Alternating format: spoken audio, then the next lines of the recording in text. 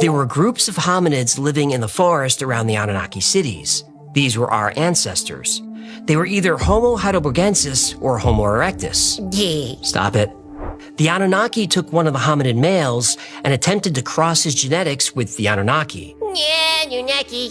Enki wanted to create a creature that would be intelligent like the Igigi, but not too intelligent. They would be strong, but much smaller than the Igigi. They would be engineered to be submissive and much easier to control. The first experiments were done in a lab, and the results were horrific. Instead of creating a perfect being, the genetic experiments created monsters.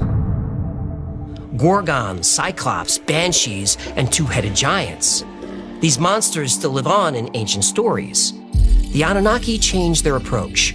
They genetically spliced their DNA with that of a hominid female. Then, rather than grow the embryo in a lab, they implanted it in the female. It worked. Less than a year later, a child was born, a boy. He looked more like the Anunnaki than the ape-like creatures roaming the forest. They named the child Adamu. Adamu, like Adam, from Adam and Eve? Yep. Adamu means first man. In Hebrew, the word also means from the ground or earth. In Genesis, God made Adam in his own image from the dust on the ground. In ancient Sumerian, Akkadian, and Babylonian texts, the creation of man is described the same way. Man is created in the image of the god or gods by mixing the blood of a god with the clay of the earth. Ancient Egyptians had a story of man being created by mixing a tear of a god with the clay of the earth. Blood, or even a tear, would contain DNA. And clay in ancient writings doesn't mean actual clay, it refers to all life on earth.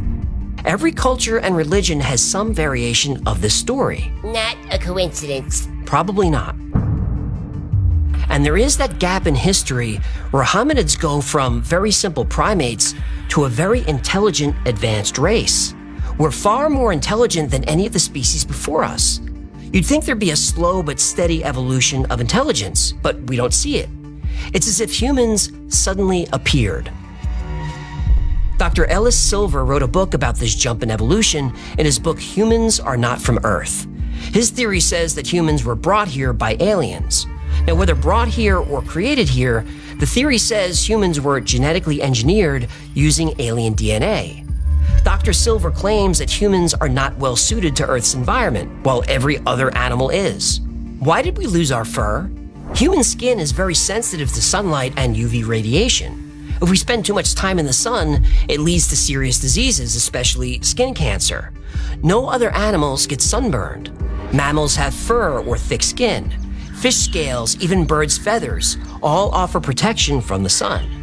Sure, pigs, elephants, and even reptiles can get burned, but they protect themselves by rolling around in mud or changing their skin. Now we have sunblock, but what did humans do to protect their skin 100,000 years ago? Also, humans are more susceptible to illness, disease, and birth disorders than other animals. I have 2 cats. I've had cats for years. I can't remember them ever getting sick. Buddy eventually got sick, but then he died. For 14 years, he never had so much as a cold. Now, I know cats, dogs, and animals do get sick, but not at the rate humans do. Dr. Silver mentions that humans tend to crave food that's bad for us. Salt, sugar, fat, carbs. We're surrounded by vegetables, nuts, and fruit, but most people would rather have a cheeseburger, fries, and a milkshake. I know I would. Back pain is another reason Dr. Silver thinks humans are not from Earth. He claims we're not designed for Earth's gravity. It's too heavy. He believes we evolved on a planet with lower gravity. Like Nibiru. Right. The Anunnaki were very human-like, but they were about twice our height, 12 to 15 feet tall. This would indicate they evolved on a planet with lower gravity than Earth. He presents a very compelling case backed up by science. It's believed that Homo sapiens first emerged about 300,000 years ago. This is exactly the time of the Igigi Rebellion. So back to the first man, Adamu. The Anunnaki also created a female, Hiva, so they could— When I get that feeling, I want sexual healing. Sexual healing. It's good for me. Continue. The Anunnaki needed humans to procreate on their own, and they did, often. The Anunnaki guided this new race for a few hundred years. The population grew to thousands. The Anunnaki taught the new humans all the skills they needed to maintain the city, build homes, plant and harvest crops. But most importantly, the Anunnaki gave humans the skills to mine gold. Yeah, Anunnaki. The Anunnaki were so pleased with their creation that they allowed humans to visit their sacred garden, Eden. So, Adamu and Heva in the Garden of Eden, eh? According to ancient Sumerian writing, yes. Sounds familiar. Yep, there is a lot of the Anunnaki story in every major religion in the world. But now we run into a problem.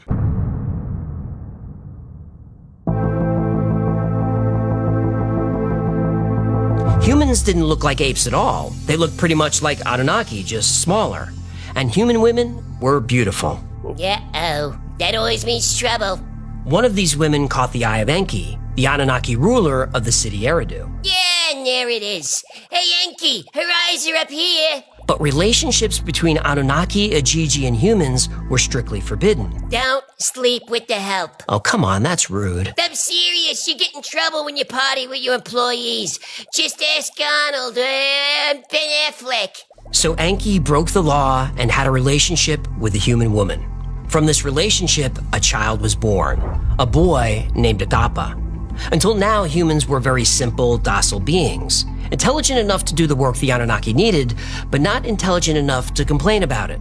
The birth of Adapa changed everything. He was part human, part Anunnaki. He was extremely intelligent. He married a woman named Atiti. Atiti? Atiti. What'd I say? From the family of Adapa began a new line of highly intelligent humans, and they started asking questions. They inherited the Anunnaki's desire for gold and for power. But there was a bigger problem.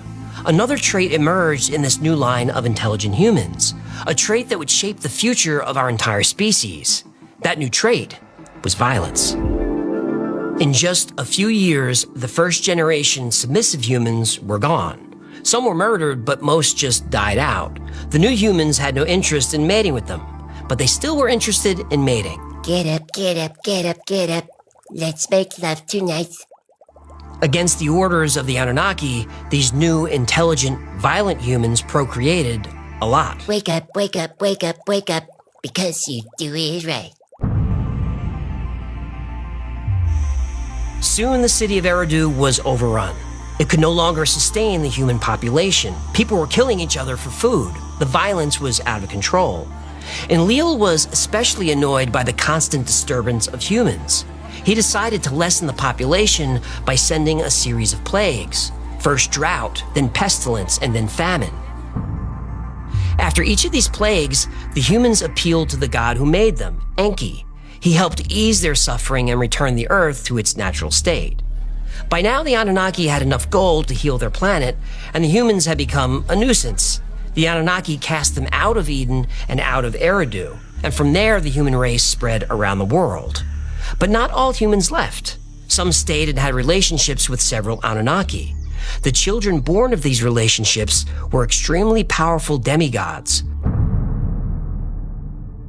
Legendary figures like Gilgamesh, Samson, Hercules, and Perseus were the offspring of Anunnaki human unions.